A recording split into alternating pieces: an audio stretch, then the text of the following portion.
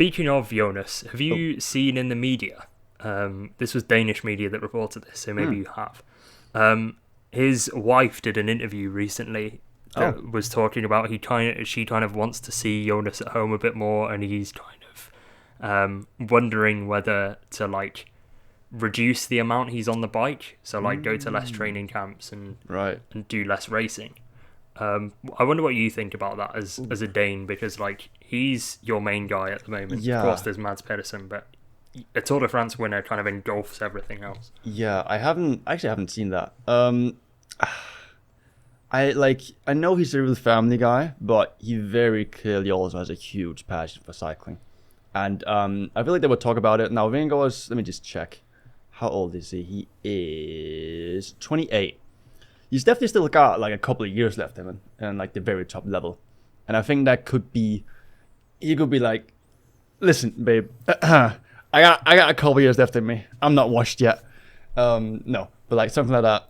And I don't see him going down at least the next like 2 years, unless he gets to a point where, eventually people fall off. And he gets to that point where he sort of maybe like finishes 10th or something, then I could see him definitely starting to really slow down. But until that time comes, and he's still like one of the two best GC riders in the world, I don't see him slowing down. Yeah, I think he's also, because he's not been in the sport too heavily, like as a junior, he wasn't incredibly touted in the same way that Remco and Tadej kind of were. Yeah. He was kind of a latecomer to the sport in that regard. Obviously, like, you're not a latecomer to the sport if you joined in 2019 and you're 28 now.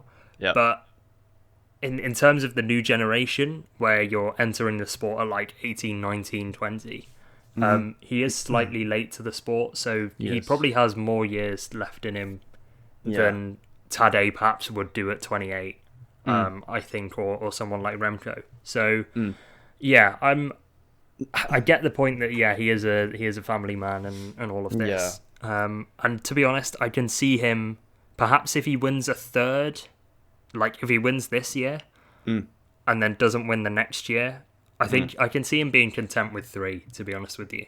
Yeah. And not necessarily calling it a day, but kind of toning off a little bit, maybe trying to go for stage wins or like be a domestique. But yeah, I'm interested to see his moves, certainly later in this tour and perhaps later in his career in the next couple of years, to see how he traverses this sort of difficulty.